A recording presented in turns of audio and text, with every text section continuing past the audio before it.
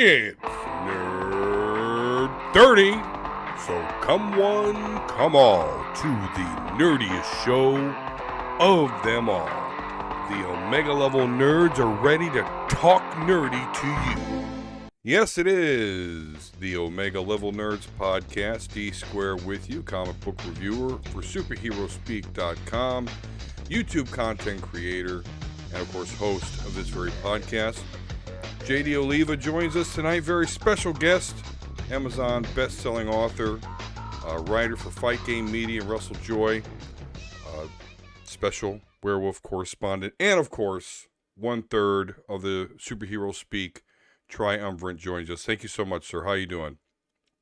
Pretty good. I like using triumvirate. As a guy who took 4 years of Latin in high school, I appreciate that. Yeah, absolutely. It always stuck with me. I remember reading about that in school. The Grand Triumvirate, I think it was either Roman or something like that.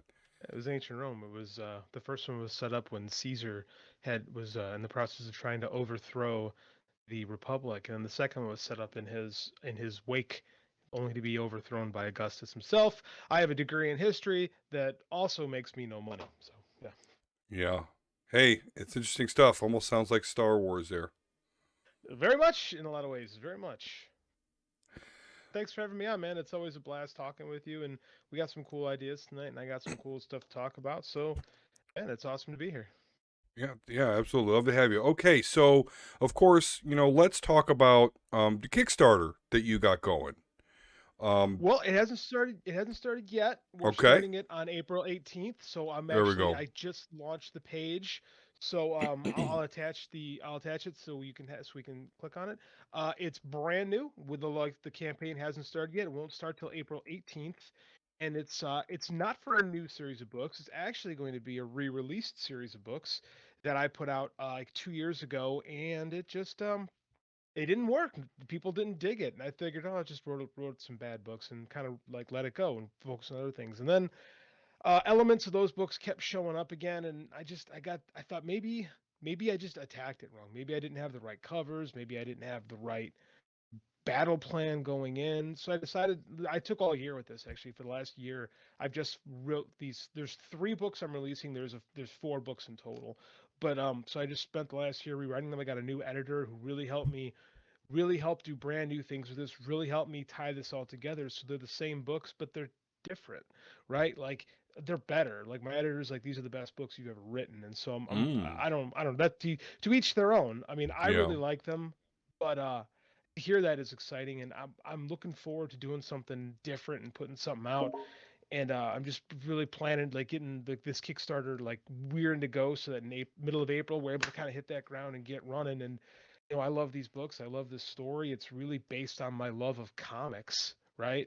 Like I've yep. been kicking this idea around in my head for like 15 years, and you know, um, it's all pretty much based on the things that I love, and most of those things come from the world of comics. Like it's not a comic book, but it's like if I were to ever write my own comic book series, this is what it would be. And I'm it turns out I'm a much better prose writer than I am a comic book writer. So Mm-hmm. this is going to be a lot of fun. I'm really excited to get it going. So if you go on the Kickstarter page right now for the Wolfstone Saga, that's the name of the book. So you can just click follow, and you'll be notified when we launch in April. And it's going to be a really bang up campaign. There's going to be a lot of cool stuff, a lot of cool perks you can add on, and it's going to be a lot of fun, man.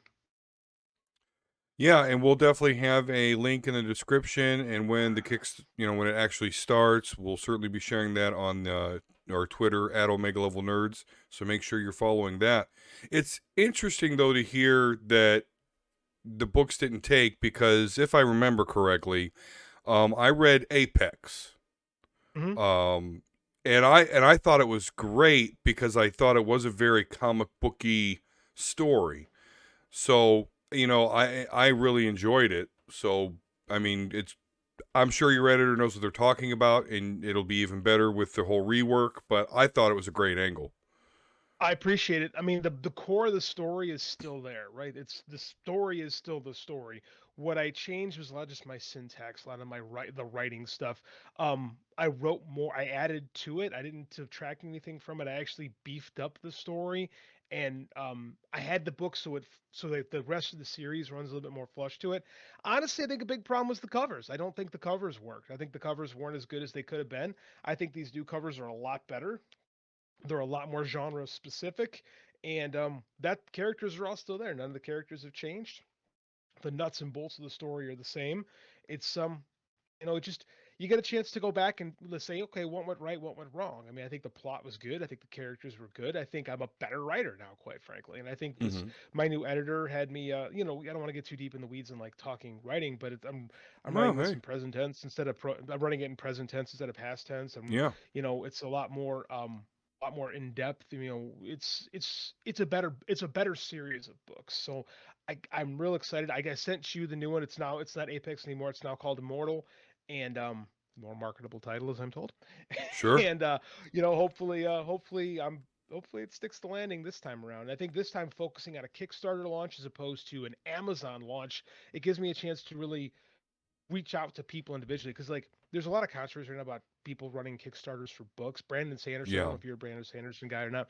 He's got this Kickstarter. I've never read any of his books. My editor Mick, he loves Brandon Sanderson, so I've actually backed his campaign for his current Kickstarter campaign. Never read any of his books before going in totally cold with this, but this dude has a 33 at this point $1 million Kickstarter campaign, the most funded Kickstarter thing ever, and or in comics, Kickstarters are big. Like yeah, Kickstarter is the lifeblood of indie comics, right? In publishing, fiction, prose, it's a big. There's a lot of people who don't like it. They think it's a bad thing, and I've been able to figure out why because I come from the world of comics. What yeah, Brandon Sanderson has done is he's bringing all these people into Kickstarter, and it's going to raise the boat. Like it's going to raise the level. That old cliche, "Rising tide lifts all ships." That's what Brandon Sanderson's done. He's brought hundreds of thousands, and I'm not over exaggerating that, of people who have never backed Kickstarters before into this. So there's going to be a lot more people that are accepting. Because like you throw a book on Amazon, it's pissing in the wind basically. Everybody does that. You do something like Kickstarter. Kickstarter is a giant party. Kickstarter, it's a marketing platform. It's not GoFundMe. I'm not asking you to help me see this through. These books are done. yeah, This I paid for them. Like I'm not asking you for a donation. I'm trying to sell you, not you specifically, Don, whoever listens. sure, I'm trying to sell you my books because I love them and I believe in them and I think you're going to love them too. And Kickstarter helps. And quite frankly, from a business point of view, Amazon takes 30% of what I do. Kickstarter takes 10. So why ah, wouldn't I do that? sure, Why wouldn't I launch on Amazon and then I'll move it to Am or why wouldn't I launch excuse me, why would I launch on Kickstarter and then move it to Amazon? Because you're attacking a completely different customer base in this case. So right, business wise it makes sense, marketing wise it makes sense. And quite frankly, I come from comics and this is in my blood. This will be my fifth Kickstarter, sixth actually, because I just worked with Russell Nolte on his Cthulhu Battle Royale campaign. And there's yes, a nice little comics anthology. It was awesome. It was so fun to take part in that. So this will be my fifth on my own, sixth one total. And this is just what I do, man. I love Kickstarter. I love coming on to shows like this and telling people why I love Kickstarter. So yeah. it's a good fit for me.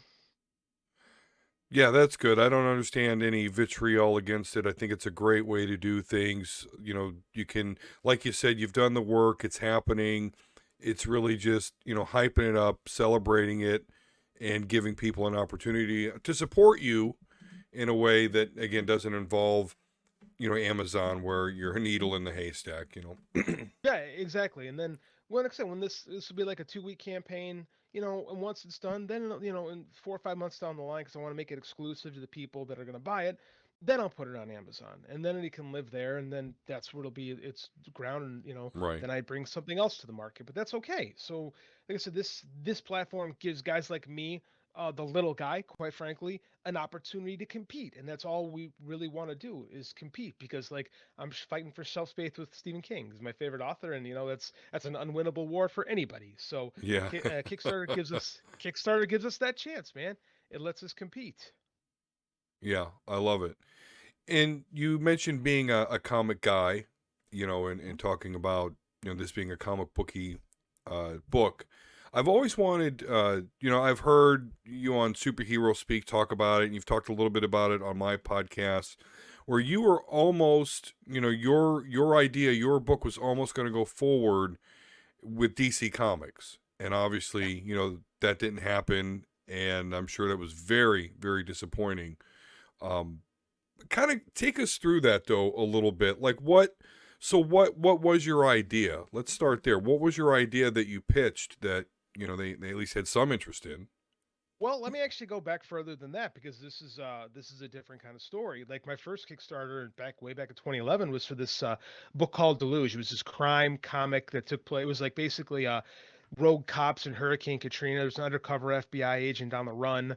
They think he's a gangbanger, and this actually I heard the story when I was making a movie down in New Orleans that these cops were, when the streets were flooded, they were taken to the streets in these speedboats, and they were picking off like these random criminals, right? That they'd had problems with because it was essentially lawless. So Right. I wrote a story about that. Like one of the guys is actually an undercover FBI agent. I did a ton of research. We ran a Kickstarter for that. And I had a really good comic that came out of it. I had a 3-issue miniseries. I had a publisher for that. Publisher out of business, like as happens with independent comics, and I did it through Comixology Submit when that first really hit back in 2014, and I got a ton of press, a ton of good reviews. But I was so dumb and young in my career that I didn't know how to take advantage of it. Right? Mm. I was part of a bunch of sales, like Bleeding Cool did reviews of it. Like I was really on the way to something, but I was Yeah. too dumb to know how to take advantage of it. So a couple years go by, and I'm trying to get other things off the ground. It's not working. I go to New York Comic Con 2014. I've got a pitch for a different book, and I've got a couple editors like, hey, this looks good. Let's talk. And then I come home, tell my artist about it. He's all geeked up, ready to go, Right. and we get an offer, and then he died the next Mm. week. So um, about 2014, 2015, I went through some like a real like bout of depression. It wasn't just Sure. that. Like my wife had a miscarriage, we Yeah. had that going on. And it was just a lot of like early midlife crisis, I think, stuff. Sure. So I didn't know what I was gonna do. Like I changed, like we were fostering a kid and that went really south. The teenager that I was coaching, it went bad, Oh and like boy. I changed my life. I went and took a different job, and I lived another guy's life for a year. I was actually working in a high school, and then Andy Schmidt, who was the director and leader of Comics Experience, they're now doing their own publishing company. He was my teacher. I did comics writing underneath him, like he was the guy who taught me how to do everything. Yeah. They needed a book. Like, hey man, we need a book for our publishing line. What about Deluge? Can we use that? And I'm like, yeah, man, there's no rights to it. Let's do it. Well, this time around, I was trying to be smarter. So when we launched that book on Comics Experience, I emailed everybody, as I was taught to, because at the time my attitude was the way you make it is you get into big two, you get into Marvel and DC. That's what it's Yeah. all about. Mm-hmm. Independent comics is just a platform, just a stepping stone. Go big. Right. So I sent emails to everybody and heard back from nobody. And Mm. because the book was such a success 2 years earlier, it really didn't sell very well the second time around. We kind of concluded, yeah, you know, um, the market had already happened for this book, and it got a ton of great reviews this time around. Because like I said, I emailed everybody, like it's so many good reviews, and it just, it just didn't click. But at the same time, for me, it was more about opportunity. But again, after this, I didn't hear anything. That summer, about 3 or 4 months later, I'm at work. I'm a videographer, and I get a message. I get a not direct message. I get a follow on Kickstarter or Kickstarter. My brain is one way. I get a direct thing on Twitter, right? I get a new follower on Twitter. It's Yeah. Jamie Rich, the editor. At the time he was editing Sheriff of Babylon, and I'm like, ooh, this guy's big time. Like I've said, he must be trying to get his Twitter followers up. Maybe he's got a book of his own coming out. So I click back. I'll follow back. And then maybe 5 minutes later, I get a mention from him. He's like, "Hey, I read Deluge. I really enjoyed it." And I'm like, Oh, "Okay, nice. this is kind of this is what you were trained for." So I said, "Hey, man, Yeah. love Sheriff of Babylon. Love the stuff you got going on at Vertigo. You know, love to talk." So then we started DM each other back and forth. And I had sent the book to Shelley Bond when she was running Vertigo, and she left, and like my stuff got caught in the slush pile, and he was going through this. He was the Vertigo editor at the Yeah. time, and he was going through the slush pile, and he found it, and he really enjoyed it. And so me, I'm like, all right, let's take advantage of this. So I said, can I pitch you something sometime? And he said, absolutely. So I'm like, well, here's my in, right? And I'm like, okay. So I went home and I planned out. I wrote 4 different pitches, right, for different things that I had kicking around in my brain, and I got them all down, and then I workshopped them with a select group of people that I trusted, including our buddy Rich Dewick, the now prolific writer good friend of mine. Yeah. So he was helping me, and I came down to like these. I actually had like 8, and I got it down to 4. So I sent him these 4 pitches. Like it took me a month to get this straight. I sent him 4 pitches. I said, pick one of these, and I'll go forward with this. Like we did, chose one. I spent about a month developing a pitch for it, and then someone else came in with something similar and said, "Nah, we're gonna pass on this one. What else do you got?" And I'm like, "Well, that's the golden goose." So then I unleashed it on him this idea that I had about basically the Midnight Express meets the Wrestler. So Okay. a story about I'm a big pro wrestling fan. You can see I got my Sting face mask behind me. I love wrestling. So this was at the time I was super into New Japan Pro Wrestling, and I had this idea about a Japanese pro wrestler who goes to Japan and gets sucked into a yakuza drug war. And Mm. he's like, that I like. So I'm like, all right. So from that forward on, um, he worked with me to develop a pitch. And it wasn't like he was with me all the time. Like I would hear from him every couple weeks, maybe every month. Right. Yeah. Like I would send him an email and then I'd have to be patient. And over the course of a year, he worked with me on building this pitch for this series because everyone at Vertigo liked it. Like they were like, all right, okay, there's potential here. And he took the time. He showed me how they wanted stuff done at DC, how they wanted their pitches, what it had to entail. And he would be like, no, no, this is not what I want. I want to see something this, and this. And eventually I had the idea to mirror the story where I would have the underworld pro wrestler guy and then flip it and then do the in-ring kayfabe story like it was real. So like when he would go in the ring, it would be real, and there was this Yeah. tournament going on, and I would parallel it. Like the one guy would start on top and crash to the bottom, and his alternate ego would start really low and then come up, and then it would end with this horrific incident. So it was gonna be just a 4 issue miniseries.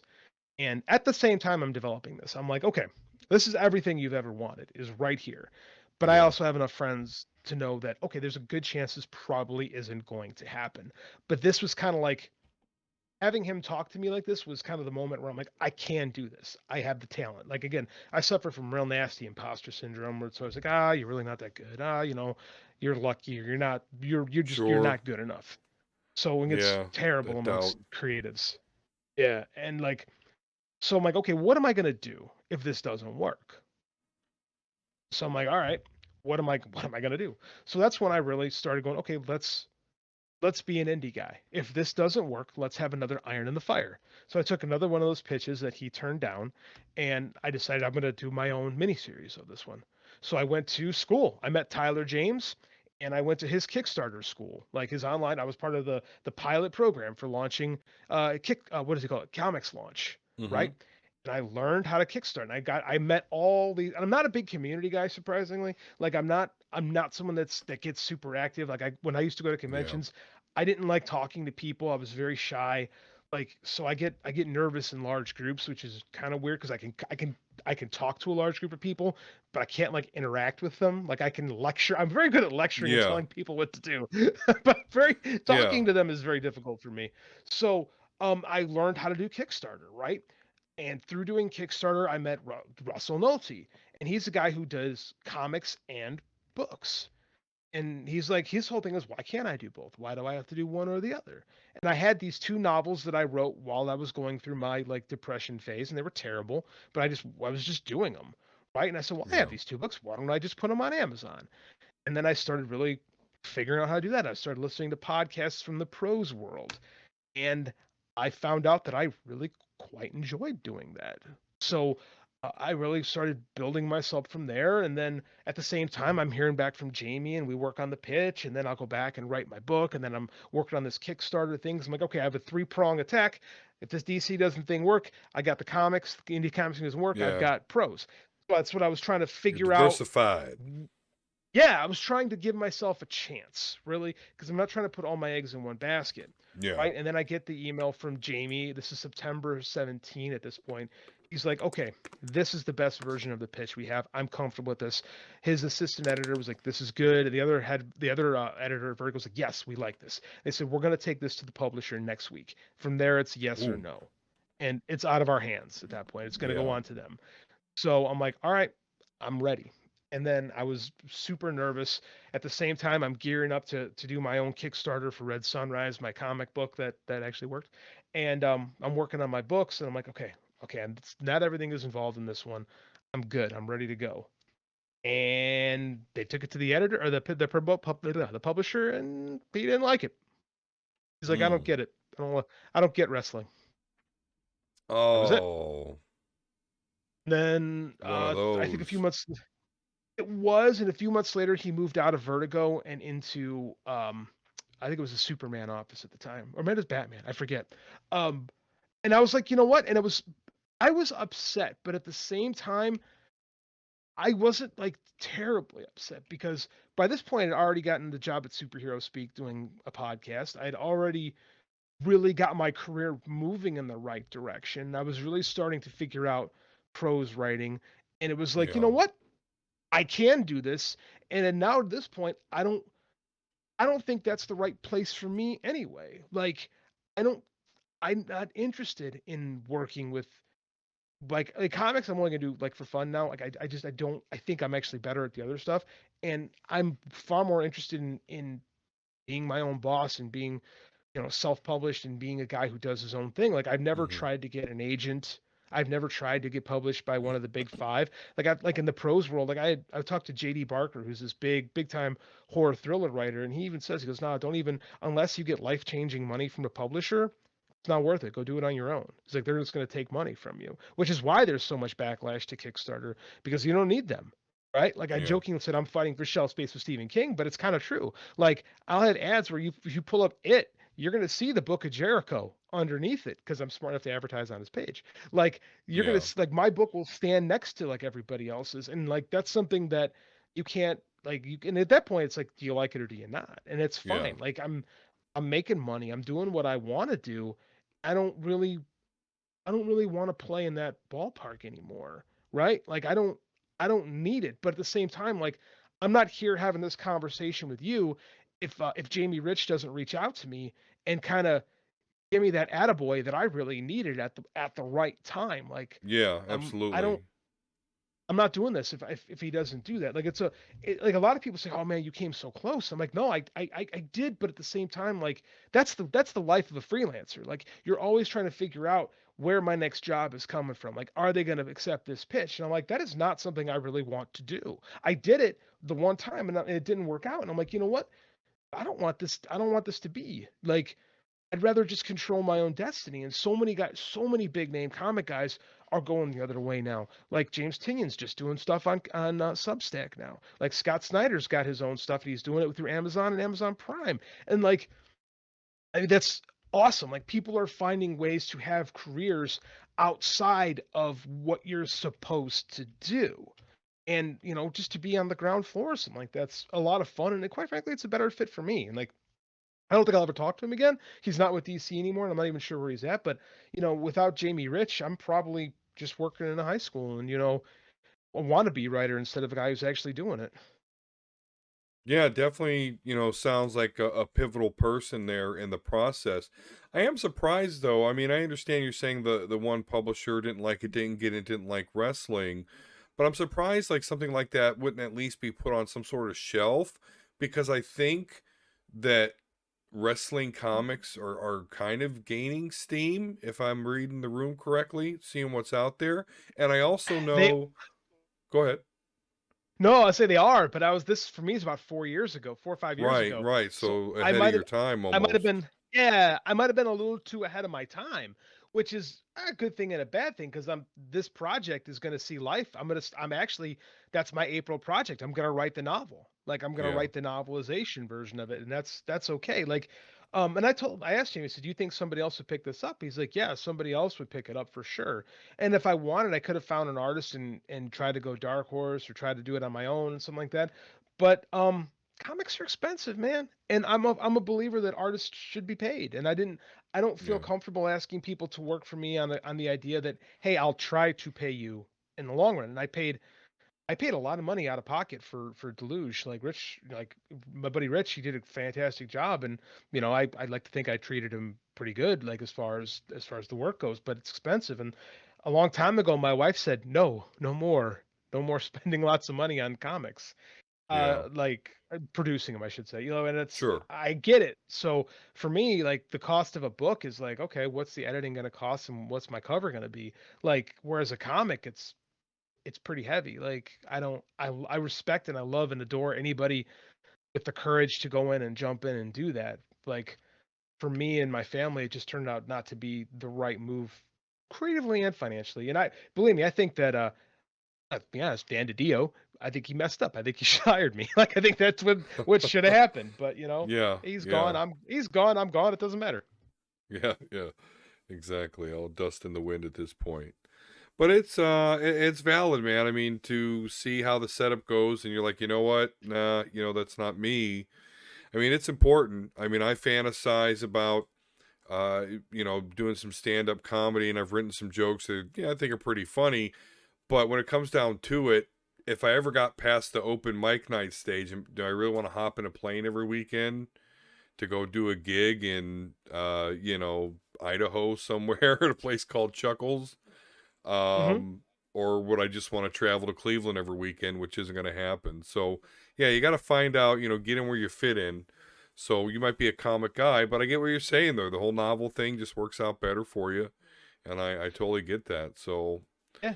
This is me. This is what I want to do. Like I'm liking where I'm at. And like I said, for me, all I really needed was the right guy to tell me I was good enough. And like that's it would have been great to have a paycheck from DC. It would have been great to have a book on the yeah, market that probably wouldn't have sold a lot of copies realistically. Like they were just to taking have it if on the they like resume.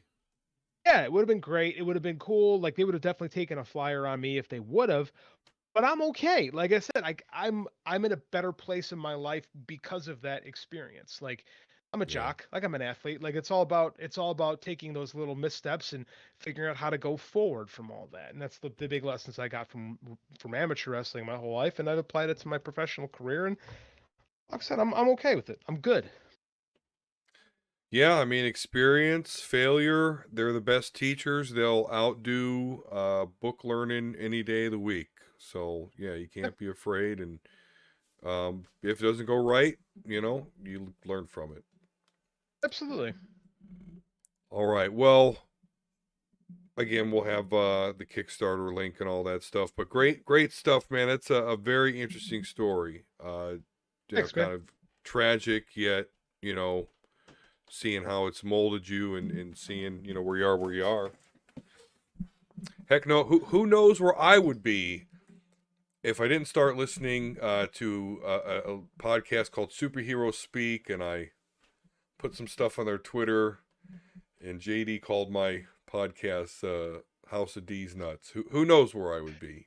Do you know how You know? many people I've met because I made stupid jokes on our Yeah, podcast? Like yeah, my buddy Scott Young, who now was working for Fight Game 2. Like I did the same thing. I was like, "What the heck does that mean?" On his Twitter feed, and he told me about his podcast, and we became friends. And even there, like I got here because I'm looking for opportunities to promote the Red Sunrise Kickstarter, and Superhero Speak followed me, and I'm like, "Hey, I got a podcast. I got a project I'd like to promote." And we're like, "Oh, we'd like to yeah, have creators on the show." And then I guess I passed the audition because I haven't left since. yeah. That sounds. Um, yeah, I don't know what happened to Ben. I'm not that much of a Superhero Speak OG. I need to go back, but I'll have to ask Dave at some point. But, I'm not either, and I know he oh, just didn't want to be on the show. So well, like there you I go. didn't like I just he wanted to step down, and I kind of wanted to do it because I enjoyed being their show was the first show I was ever on, and I had a blast. So I'm like, yeah, Nice. I'll do this, and it worked out. Enjoy it. It's my Monday night every week for the Yeah. last 4 years. Been doing hanging out with Dave and John. It's the best. Yeah, no, it is. I love it myself, and I get it. Sometimes people just, look at here.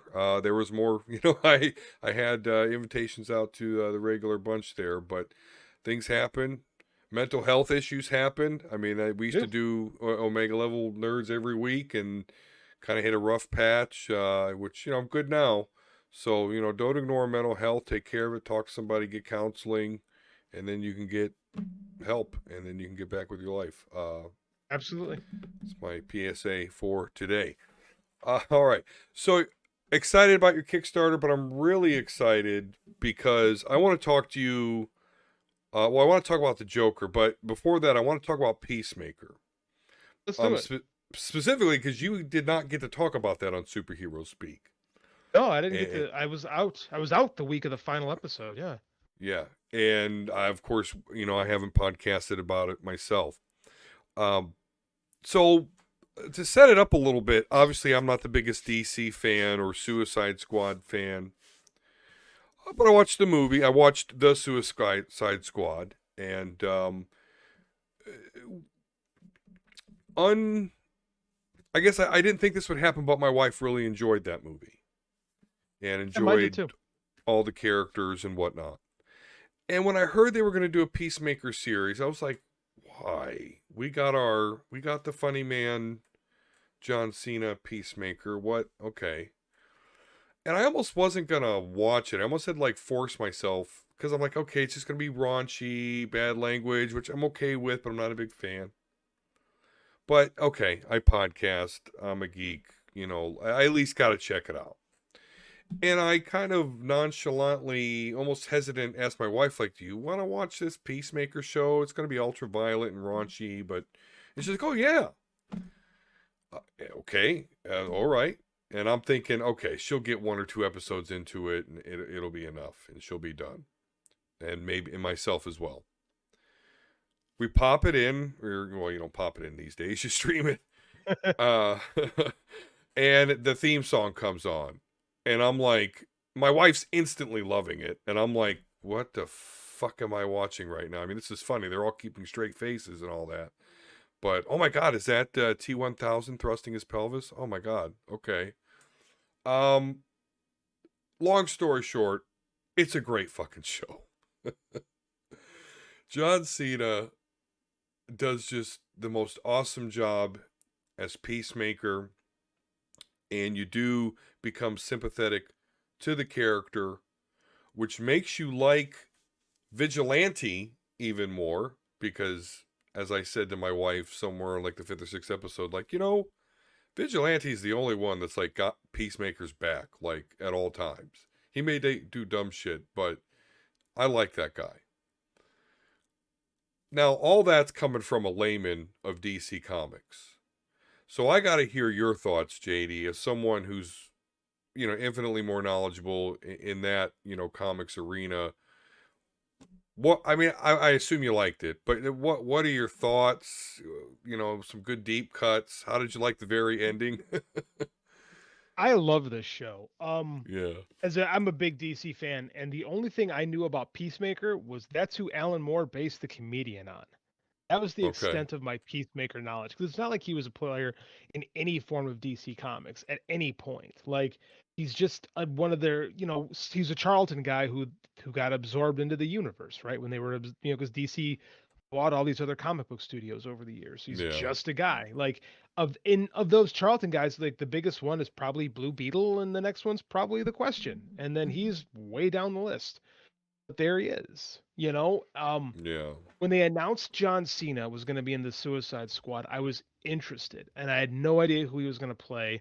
I thought he was going to go with Flag. I thought they were going to recast Flag at first, and then Mm. I have a complicated relationship with John Cena. Like when I stopped watching wrestling is when he was on top because I couldn't stand his character, and then when I came back I was the know. latter era.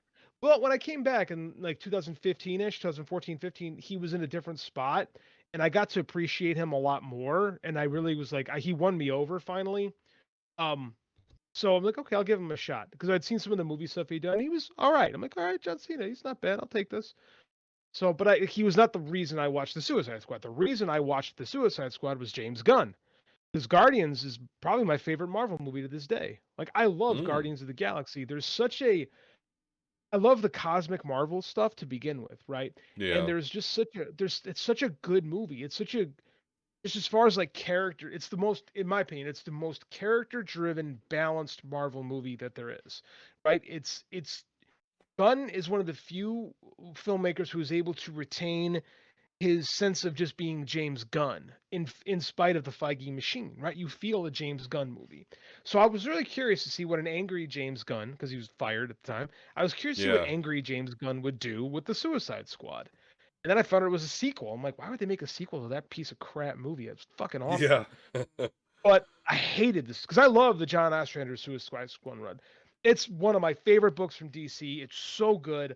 I can't say enough good things. If you got time, get on DC Infinite, read the Suicide Squad. It's aged a little bit, but I mean, it's so good, such good stuff. So then I watched the movie, and I'm like, oh my God, Cena's fantastic in this. We finally got the John Cena heel turn we've always wanted.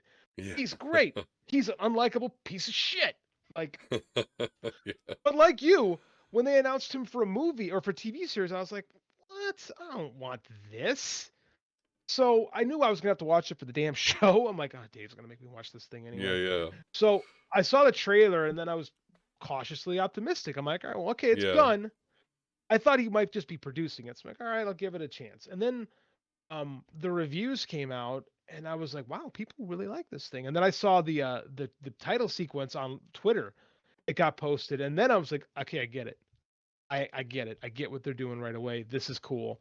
And man, I adore the show. It might be it's for sure.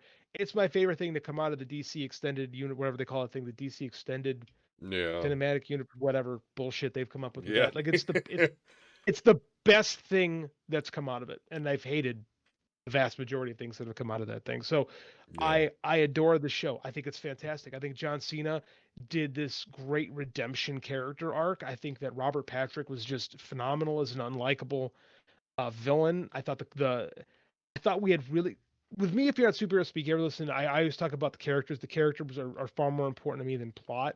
And that's just the writer thing drilled into my head is like Yeah. people will walk in the door for a high concept. If they dig the high concept, they'll check it out. But what keeps them invested and keeps them coming back is engaging characters, right? Is characters that we can feel and we can believe in. And that's what this show has. This show has characters, right? That and not just caricatures, but well-rounded people that feel like people. They don't just feel like ciphers. Like the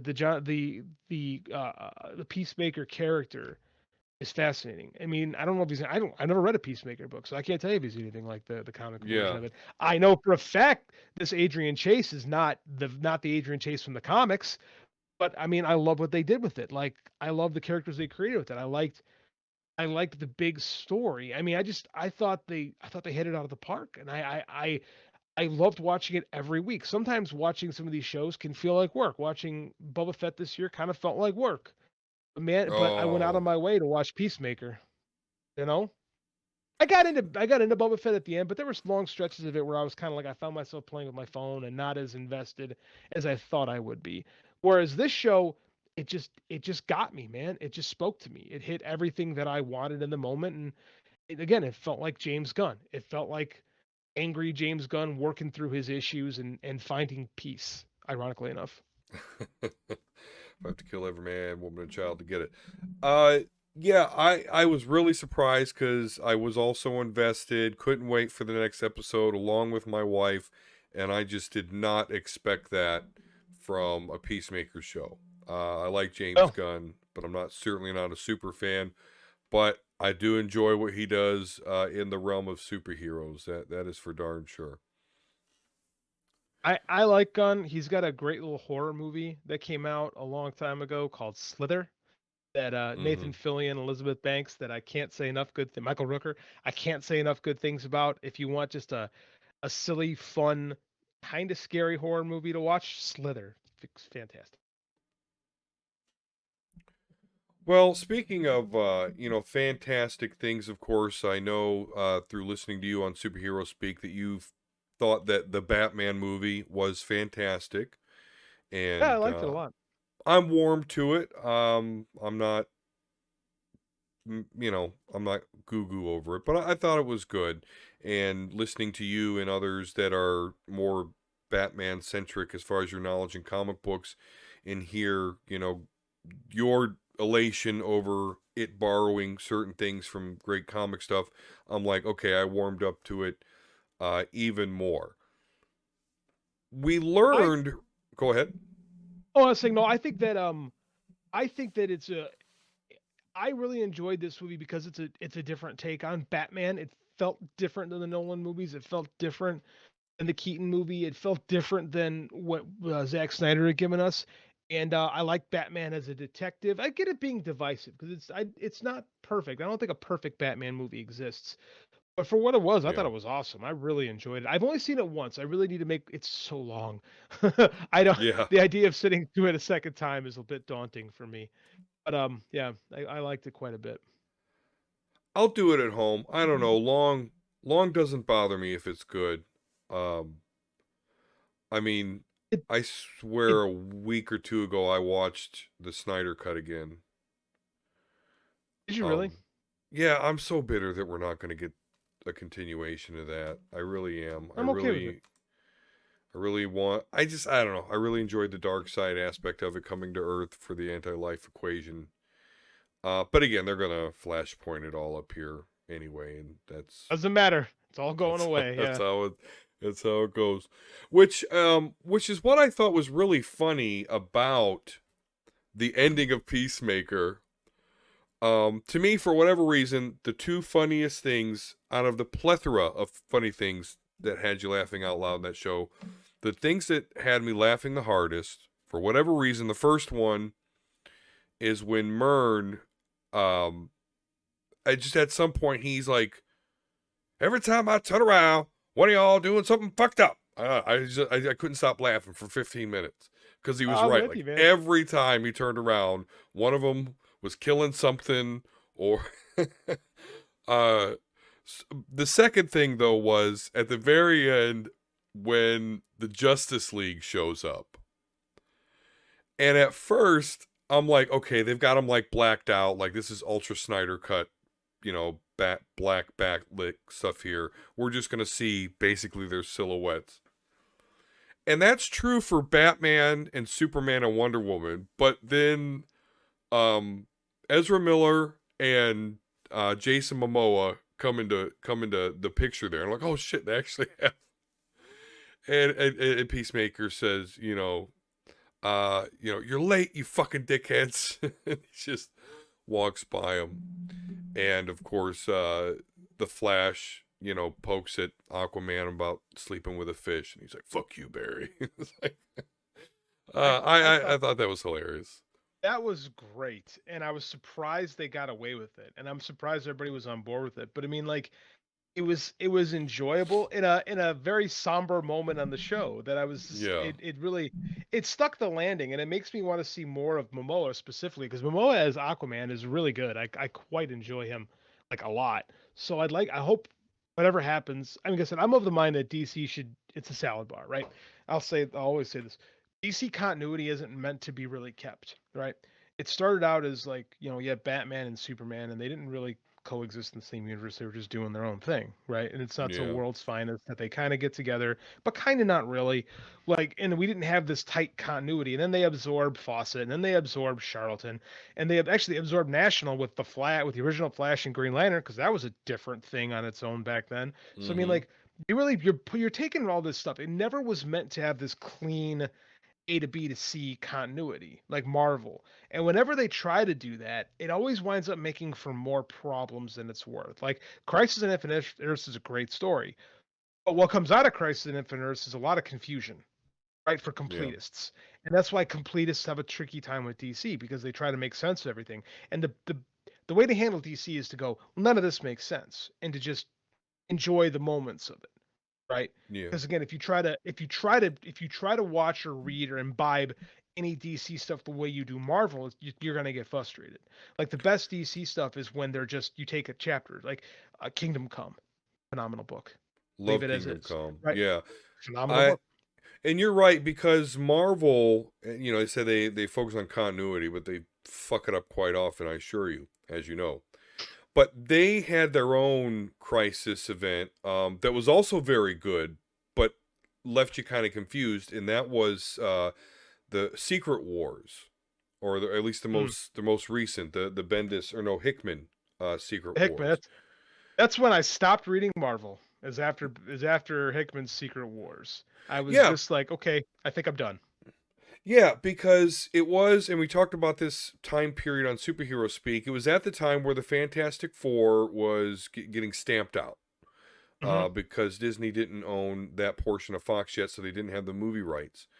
But even with that happening, they had this very fine, Fantastic Four centric crossover event the Secret Wars there, and it ends really good. It's I don't know, classic, but it ends up being at the very end Reed Richards Oh. versus God Doom. But then it ends, and it's basically like, okay, so Reed Richards and Franklin Richards and Sue and Valeria, they're in this, I don't know, undescript pocket reality creating universes. Okay. And then so they release all new Marvel. And you never know what the fuck like that's all you knew is okay, they were creating universes and boom, now here you go. We're back at it. They're just gone. The Thing and Johnny Storm are still around, but all the other Fantastic Four are gone, and they never explained. Like, there's like 5 months between the end of Secret Wars and when they did Marvel Now launch, and they've still yet to explain what the hell happened. So you're right. To focus on that, you're only going to confuse and enrage and have people jump off because yeah, you just okay, it's done. Okay. It was just like it was so all encompassing to the line where there was a lot of things that I was reading that like it felt like in the 90s when I was like a frustrated fan, like I wanted to read all this stuff and then these giant crossovers would just knock everything off the path. Like Yeah. I remember reading X-Men and then all of a sudden like Age of Apocalypse started and I wasn't one of those guys like, "Oh, this is awesome." I was like, "What I is going on here? I yeah. don't like this." Yeah, I was mad. I was mad when they try to tell me Peter Parker wasn't actually Spider-Man. Like there was just so many points in the mid '90s as a comic fan. I'm like, you people make me crazy. I can't stand it. I can't do it. I mean, like it just you always come back. So yeah, I Yeah. get it. Yeah, the 90s really were fucking crazy because They were. because you had all of us kids that grew up with the 80s with Spider-Man and his amazing friends and Hmm. Superman and the Justice League, meanwhile at the Hall of Justice, all that cool shit. And so yeah, Hmm. as we came onto age in teenagership, you'd think, oh, we get in the comics and we eat that shit up. So I don't know, they just didn't capitalize on that. It just got weird. Just kept getting weirder and weirder until you couldn't recognize it no more. And It's 100% accurate, and it became an unrecognized. In an effort to make things more understandable, they made things so much more confusing. And so but that's what happens when you get these long when these characters exist that are supposed to exist in these long like batches of like one continuous story. Stuff gets tricky to follow, especially now. yeah, At the time it was 30 years. Now it's almost 60 in some cases. So I mean yeah, it's hard to make one continuous story flow with these characters that are supposed to be unaging and never dying, really, right? Like yep, Days of Our Lives has been on since I think the early, I think probably the same time, early 60s, and they can at least recycle and bring new people on when stuff gets stale. yeah, Like it's tricky. It's tricky to keep Spider-Man interesting for 60 years. yeah. And really, that more long form is more suited and more successful in manga, but that's Yeah. because they don't change writers. Like, they'll stop a fucking series if a writer gets sick, Hmm. or if the writer dies, that series will a lot of times die with that person. So yeah, with comics, you're handing off the property to different writers, and so yeah, that's really just gonna it's just really just gonna restrict you and make it Big difficult. time. Big time. And then you talk about guys like Ed Brubaker who creates the Winter Soldier, redefines a character and changes every like literally, like I was saying comics, nothing will ever be the same. Well, for Ed Brubaker, that was true, Yeah, right? yeah. And that guy got, a slap on the back and a handshake. Thank you for your contributions. We're gonna go make $1 billion right now on your idea. Peace out. Mm-hmm. Like, and as a creator, I'm like, I'm always gonna sympathize with creators. Like, I get it. They signed contracts. They knew what they get into, but still, right? Like, you talk about manga. That's their creation. Like you write, Stephen King writes a book. He can like whatever happens to The Shining, his book is still his book, and he still owns it, right? Like no one's gonna take it away from him. Like in corporate Yeah, comics, you're leasing characters. Like if you're writing them, you got a small lease on them. You can only do so much, and it's like It's a lot. Like, you read these guys have been doing it for years. Like, oh my God, Alan Moore has this class right now that it's this master class, which is just Alan Moore lecturing on writing. And Yeah. I think I'm gonna spend the money on it because he's a mad genius, and I can't wait to hear him talk about comics and writing and stuff like that. But I mean, he's got to figure it out. Like, yeah, you don't. There's not much we can do. You do what you can do, and you move on. Like, it's a tricky thing.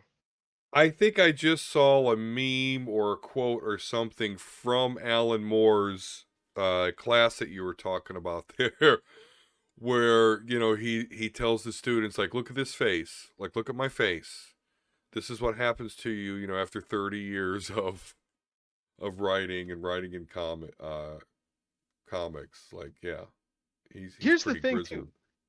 Well, people think that Alan Moore is this crusty, surly old bastard, and he's actually really funny and down to earth. He just doesn't. He is the first guy to speak out against the machine, so the Yeah, machine gets to paint him as bitter and upset. When in reality, like, he don't want money. He's take all those like Watchmen royalty checks. He doesn't cash them. He's like, I don't want the money. Do what you want to do with it. I said what I said. I mean it. So I yeah, respect that. Like, it's not like he's saying one thing and doing another. Like, he's like, no, I'm out. I'm done. yeah, And like, he's I think he's a genius. Like, I have not read a lot of Alan Moore comics I didn't like, especially his output from like, you know 81 to like 94-ish, like when he was whenever League of Extraordinary Gentlemen was wrapped up. Like, he was great. Like, he's fantastic. yeah. No, I agree. Especially his Swamp Thing stuff. I'm not a big Watchmen guy, to be honest with you, but um, that's I just because I I find like myself I'm hardwired not to like the breaking down of superheroes. You know what I'm saying? Like Yeah, that's why I struggle with the boys and Invincible, and well, Invincible not so much, but I feel the same exact way you feel. I have a softer spot for Watchmen because it was the first, right? yeah, And this is Alan Moore too. He's like, the problem with Alan, like I said, Alan Moore agrees. The problem with Watchmen is that everything became Watchmen after that. Like, if everything is just like breaking down the archetype of superheroes, nothing is that. Like, the hmm Watchmen wasn't supposed to be mainstream superheroes. It was supposed to be like a prestige thing. It was supposed to be art house comics. Like, it wasn't supposed to be what Zack Snyder wanted the movie to be. It wasn't supposed to be this action adventure romp. Like, it was supposed to be this super serious, dissertation on why the genre is weird. Like, yeah, that's all it was supposed. And like, it had too big of an influence where like everything for a long time was Watchmen. So I understand, and I feel the same way about the boys, because I feel like the boys is just Watchmen cranked up. yeah, Right? It's like, if you thought the people in Watchmen were unlikable, wait till you see these characters. So I don't. And again, if you've never read that kind of stuff, if you've never read like the disambiguation of superheroes, I could see people getting into it. But if you've been inundated with it for 20 years, I think guys like us can be kind of over it. You know? yeah, yeah, absolutely. All right, well, we're gonna get going here, but before we do, JD, I have to again. I know you love the Batman movie. What do you think of the deleted scene with the Joker that we've learned about? We've seen people clean up the image so we get like a better picture of his face, which is pretty horrible. What do you think about that? The scene is completely 100% ripped off from a book called Red Dragon. It was the book that introduced the world to the character of Dr. Hannibal Lecter. And it was first made into a movie by Michael Mann in 1986 called Manhunter. It is one of my all time favorite movies. And they completely lifted the scene. And I loved it for that reason alone. I loved it because it is a shameless rip off is a hard term. It is a shameless homage to Yeah, Will Graham and Hannibal Lecter from Red Dragon. So I loved it. I thought it was great, but I completely understand why they took it out of the movie. Like, I like it as a scene on its own, but it did not have to be in the movie.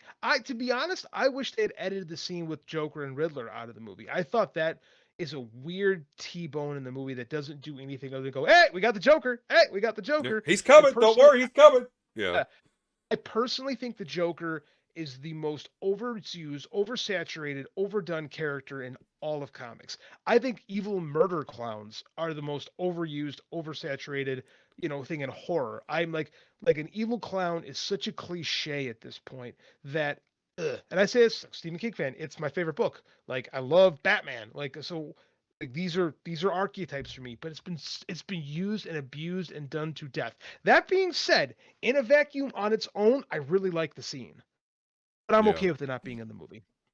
Yeah, if it would have been in the movie, it would have basically stolen the show prop, not because it's such a great scene and they acted so well, but like what you're saying, the Joker for most people, and let's face it, for Batman fans but not comic Batman fans, normies maybe, I don't know. He's a lightning Hmm. rod. I mean, everyone looks Oh, for for him. And sure.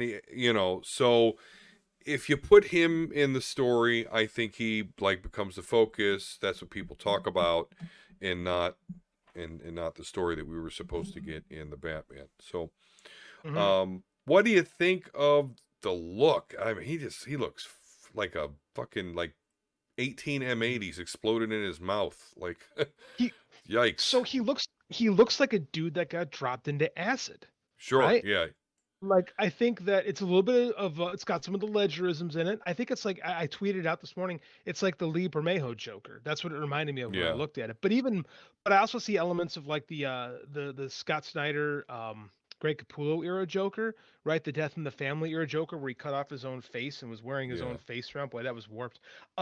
So I see elements of that in this Joker.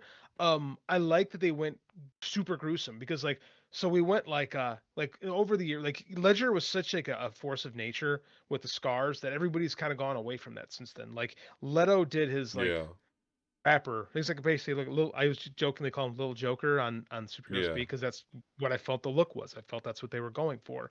And then Joaquin Phoenix did this like super 70s stripped down, twisted clown, right? That's what he just went to. He was just a clown. So that's a complete opposite reaction to this too. And this kind of goes back into the direction of what Ledger was doing, which but it also has a different feel to it. I like this, but I also like not knowing a lot about the character. I like that there's something about introducing a monster into a movie or in a book, and you don't tell enough, and you don't tell a lot about them that lets the brain like fill in details that are so much more valuable than when you actually do fill in the details, right? Like sometimes the more you learn about a monster, the more you defang a monster. Like when you yeah. create sympathy for the devil, there's no more. He's not the devil anymore, right? So I kind Right. of like I like this Joker in theory, right? And if they never make a sequel to the Robert Pattinson movie, I am perfectly okay with it existing as it is, and this little Easter egg is just out there floating. But I don't know if I want a full movie with him, to be honest with you. Yeah. Yeah, best example of that would be Predator for me. That Yeah, first movie, the fact that camouflage is a thing and yeah, you just don't know shit about what's going on other than there's something out in the jungle that's just fucking stuff up in a peculiar way. But yeah, you talk about sympathizing with the monster because, overexposure or whatnot. I guess that's the one problem I did have with the look, at least with the cleaned up look, which I mean, where you could see more detail. I don't know. He looks so messed up. I don't know. I feel sympathy for him. So I that's weird to but me for if Joker. keep in mind you're not supposed to see that. Someone actually put that Yeah. together. The studio did not release that. They Right. shot that with a type of a device called a lens baby, which kicks out focus in various spots of the image, right? So it creates this hazy, dreamlike quality to the image, right? Because they literally did not want you to get a good image of him. They literally wanted your brain, like we talk about in writing comics, you talk about what's important is what goes in between the gutters, like the stuff in between Yeah. the panels, and that's where your imagination kicks in. They wanted you to use your imagination to do it. So you have a lens that's going to warp his image to begin with, on top of you taking different splices of the image and putting it together. So you wind up with a face that probably isn't exactly what he looked like, but one Yeah. that's absolutely horrifying and it does create a little bit of sympathy for him, but I think in the actual movie itself, they avoid that by not showing him to you all the way, right? We get just enough of him to be completely creeped out. The performance is really good too. Like enjoy. I keep forgetting the actor's name. I really like what he did with the character, especially in this little bit supporting role. Like, I'm glad we didn't get more of him. I'm very happy with what he was. Let us never speak of him again. Right. Yeah, they really should shelf the Joker for a while, but that's absolutely not going to happen. It's just not. Yeah, they have. Here's what I'm shocked about. They have not announced the sequel yet. They have the spin-off series, which is whatever. That's an HBO Max, but they have not gone and said, "Yep, Robert Pattinson, Andy Serkis coming back, the Batman Part 2." Like, we haven't had that yet, and I'm like Yeah, shocked, absolutely shocked that that hasn't been announced. yeah, and it makes me think that it's because there is going to be some sort of flashpoint shit that I don't know. It made money, so it's got to Made happen a some lot of way, money. shape, or form. It's They got didn't to. release it. They didn't release it in a spot where it's really too, like they released it in the Matrix spot. Like this is the Yeah, March is when the Matrix came out. But like March isn't traditionally a time where you put out what you have a lot of faith in. So I'm like surprised by the release date. Although post COVID everything's weird. So yeah, it's done really well. Like I can't see. Also, too, Warner's being absorbed. Like the yep, Discovery thing might be putting on brakes too. It's weird, man. You got to keep an eye on what's happened over the next year because we're in a very weird place in entertainment. yeah, absolutely, absolutely. All right. Well, that is pretty much it for tonight. So thank you, JD. And again, we'll have the link for the Kickstarter, and we'll make sure and retweet that on Omega Level Nerds Twitter there when your Kickstarter does start, and then that's next month on the 14th. So Mhm. everyone, look out for that. I am somewhat familiar with what's in at least the first book already. And if you're a comic book fan or really any sort of book fan, but if you like comic books, you're definitely gonna like this series. All the Jericho stuff's too. That's good too. So Thanks, just man. great all around. Yeah, keep it up, man. Just keep grinding. You'll get Thank you. recognized. Appreciate it. All right. Um, other than that, catch JD most weeks on Superhero Speak.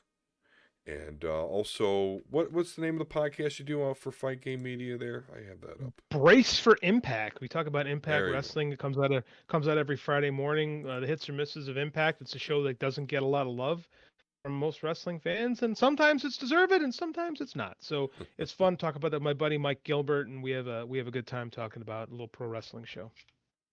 All right. Yeah, you guys probably have a lot to talk about recently. Not to pull us back in or anything, but Scott Hall passed away. Triple H retired from ring action. So lots going on. Well, of course, you don't really touch on WWE that much though, for good I reason. write I write about stuff. So I like the for WrestleJoy, I wrote a piece about Scott Hall and how him going to WCW really changed professional wrestling, both from like like a business perspective and from a personal perspective. Like his arrival there changed the pay structure, it changed how TV was done, it changed everything, and how what a pivotal player he was. So I talk about those kind of things, and like I Oh, said, the stuff I write about is about. I usually write about older wrestling stuff because it's fun. It's more fun. I like history. Like as I demonstrated with my knowledge of the triumvirate, the first and second Roman triumvirate. I do that same kind of stuff too with pro wrestling on WrestleJoy every week. So I keep myself busy. awesome. Good stuff.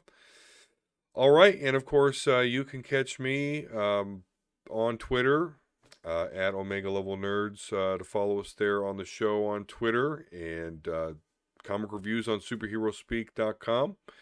And hopefully, we'll have a show again for you here on the YouTube channel.